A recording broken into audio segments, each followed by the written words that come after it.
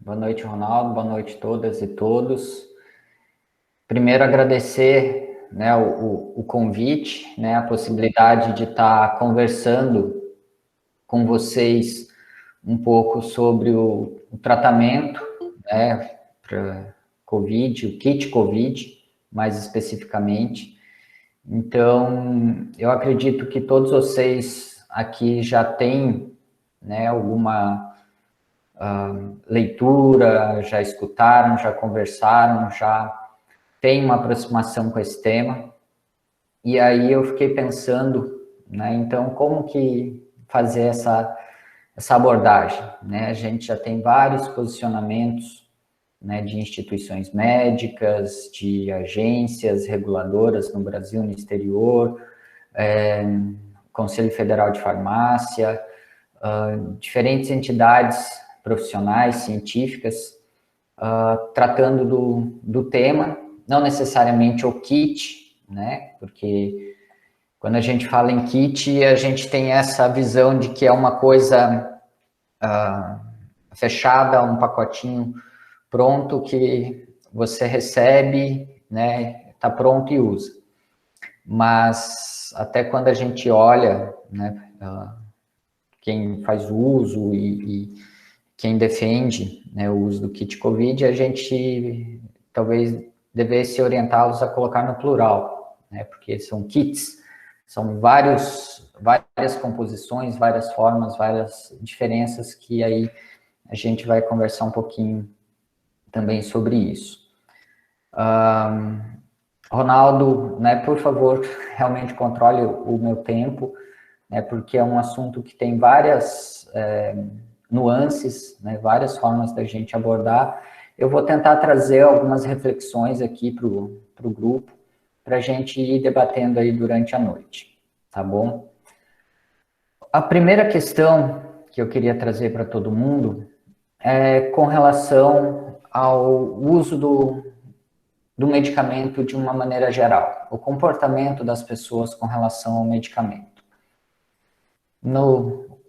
Nos últimos 50, 70 anos, houve uma transformação na medicina, na área da saúde, onde o medicamento tornou-se o principal instrumento, né, de cuidado em saúde, de tratamento, e com o grande desenvolvimento da indústria farmacêutica, a produção em larga escala, a gente conseguiu fazer com que os medicamentos fossem acessíveis à grande maioria da população, nem todos os medicamentos e nem para toda a população, e transformou simbolicamente o medicamento num instrumento, num símbolo de saúde, de recuperação, de esperança. E é nesse sentido que eu queria trazer essa primeira reflexão, né, sobre o uso de qualquer medicamento para o tratamento da COVID. Né? Quando surgiu, como é uma novidade, né? Então, estamos aí há pouco mais de um ano, né, que a gente começou essa experiência com a COVID-19. Primeira vez na nossa geração, acredito que na geração de todo mundo que está participando aqui, de passar, né, em escala global por uma experiência como essa.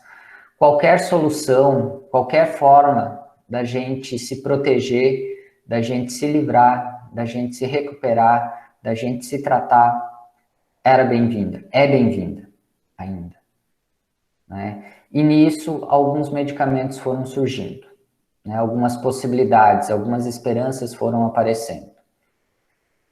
Veio a cloroquina, a hidroxicloroquina, depois a ivermectina, nitazoxanida, colchicina, outros medicamentos e outras formas de tratamento acabaram surgindo e, aos poucos, conforme as pessoas foram usando, alguns estudos foram sendo feitos, observou-se que, infelizmente, não tem nenhuma impacto significativo, tanto com relação ao agravamento, quanto à transmissão, quanto ao desenvolvimento da doença.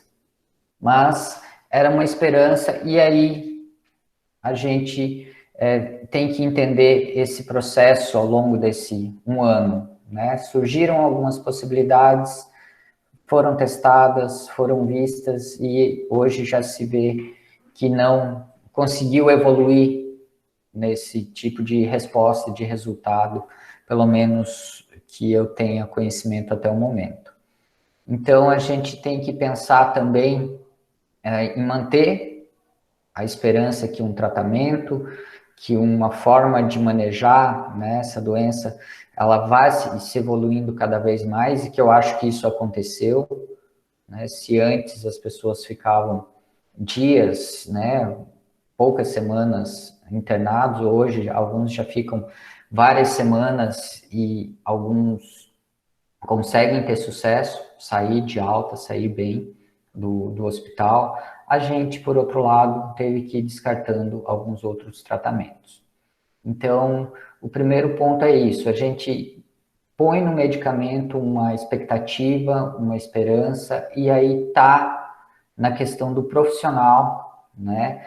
Conversar com o seu paciente, a sua responsabilidade na escolha, né, do tratamento, das orientações que vai colocar e que vai focar e que vai gastar a sua energia no processo de convencimento, no processo de cuidado com a pessoa que o profissional de saúde está atendendo.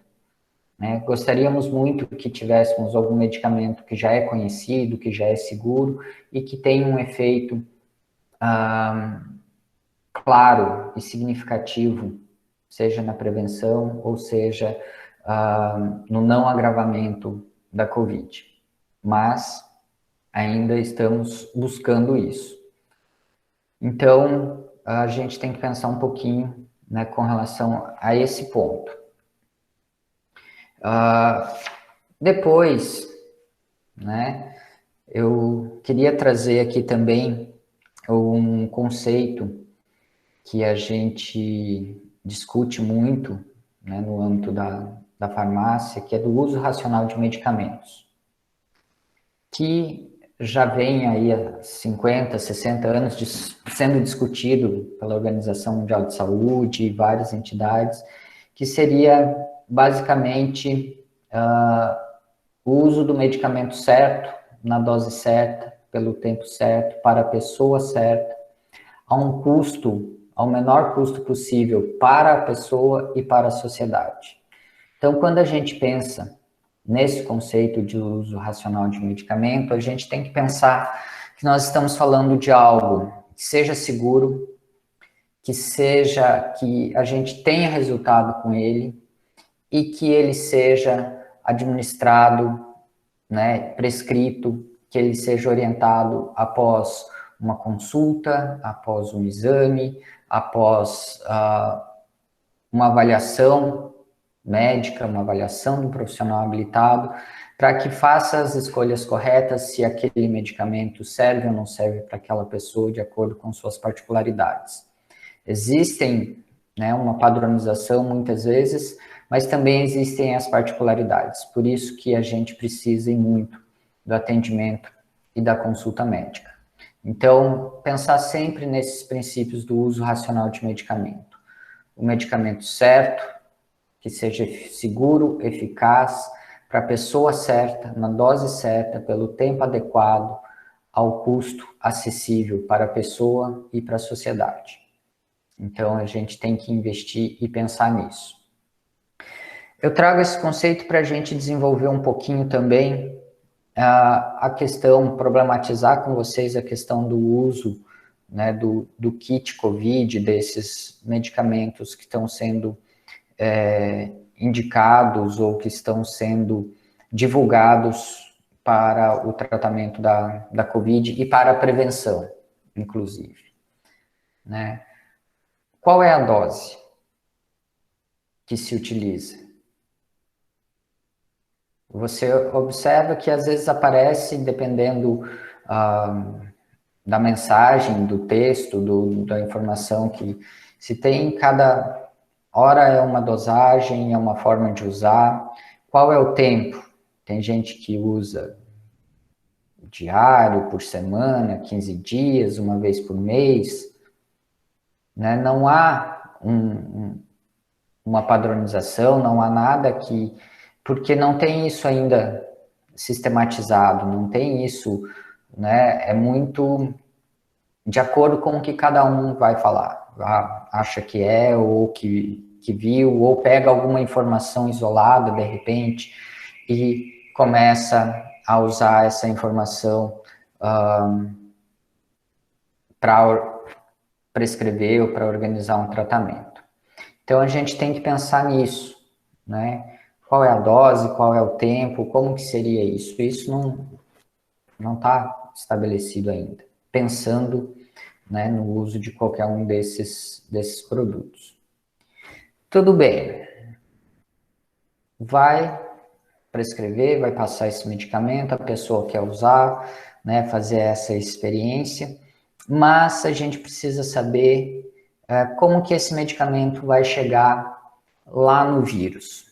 O vírus que está onde? O vírus que está no pulmão, o vírus que está ainda no nariz, na garganta, no trato respiratório superior, aonde que está? Como que esse medicamento vai chegar lá? Né? A gente vai tomar ele, engolir pela boca, vai ser absorvido no nosso organismo, passar por todas as partes do nosso corpo, e o quanto disso que vai chegar onde o vírus está, e ele vai chegar de uma forma que ele consiga se ligar nesse vírus e matar esse vírus. Também desconheço alguém que já tenha desenvolvido isso, essa forma de como ele vai chegar lá, quanto que chega no nosso pulmão. E aí vem um risco, né, que a gente vai falar um pouquinho mais para frente, com relação às formas farmacêuticas, a forma de como, às vezes, se inventam alguns usos. Pois bem, digamos que chegou. E como que ele vai agir no vírus? Como que ele vai atacar o vírus? Como que ele vai neutralizar e como que ele vai parar esse vírus? Por exemplo, a ivermectina, ela é utilizada, né, o registro dela, as pesquisas dela, é utilizada para alguns vermes intestinais, piolho, sarna, e ela atua principalmente imobilizando, dando uma paralisia na musculatura desses micro-organismos. Coisa que o vírus não tem. Não tem como a ivermectina atuar na musculatura paralisando o vírus, porque o vírus não tem músculo. Então, como que agiria, como que aconteceria? Eu acho que a gente tem que pensar, parar e pensar um pouquinho com relação a isso. E aí vem alguns...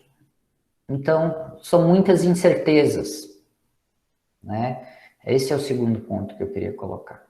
As incertezas que a gente tem com relação ao uso, para que esse uso seja racional, seja seguro e que a gente possa ter algum resultado, se é que tem, né? E aí vem alguns cuidados que a gente tem que pensar. Primeiro deles, que surgiu recentemente e a gente viu problemas graves relacionados a isso, que foi o uso de um medicamento de uma forma que ele não foi programado, que ele não foi feito, ele não foi sintetizado. O que aconteceu? Usou-se, acho que foi, não sei se foi hidroxicloroquina, foi ivermectina, inalado. Ele foi feito, toda a composição, o medicamento, ele não é só o princípio ativo. Ele tem várias outras substâncias para ajudar ele a funcionar e a chegar no nosso organismo no tempo, na quantidade e que ele mantenha suas características necessárias até que a gente possa utilizar. Por isso que um comprimido é diferente de uma cápsula, que é diferente de um pó para inalação, que é diferente de um xarope, que é diferente de um medicamento injetável. Cada um tem suas particularidades e alguns não podem ser mudados de uma forma para outra. Na maioria das vezes, você até consegue passar de um comprimido para um líquido. Mas você não pode transformar um comprimido que foi feito para ser tomado pela boca para colocar ele para ser absorvido pelo pulmão, ou colocar ele, injetar ele. Já deu meu tempo? Então, a gente tem que ficar atento a isso, a essas transformações. Elas não podem ser feitas de uma maneira indiscriminada, de uma forma com que o medicamento não foi feito para aquilo.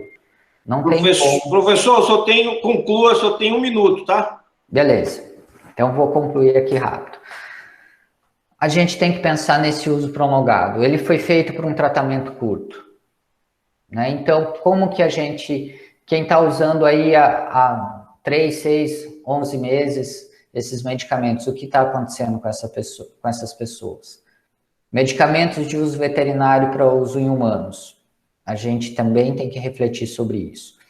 Então, são vários pontos que a gente tem que tomar cuidado. Nós temos, quando a gente vai fazer algum tipo de experiência como essa, tem um acompanhamento, tem um monitoramento. Se eu sentir alguma coisa no meu coração, eu vou ter um acesso a um eletrocardiograma para saber se foi por causa daquela experiência que eu participei ou não.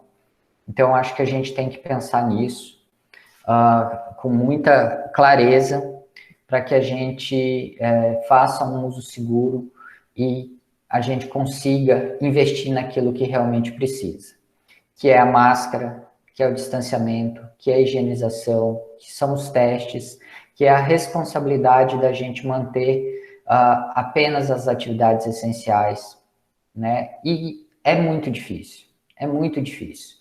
Vou fazer um desafio para vocês aqui, prestem atenção nessa live, quantas vezes a gente vai acabar encostando a mão no rosto, coçando o olho, coçando a boca, coçando o nariz, sem perceber, sem prestar atenção nisso. É muito difícil, mas a gente tem que racionalizar isso, porque é isso que vai fazer a gente se proteger.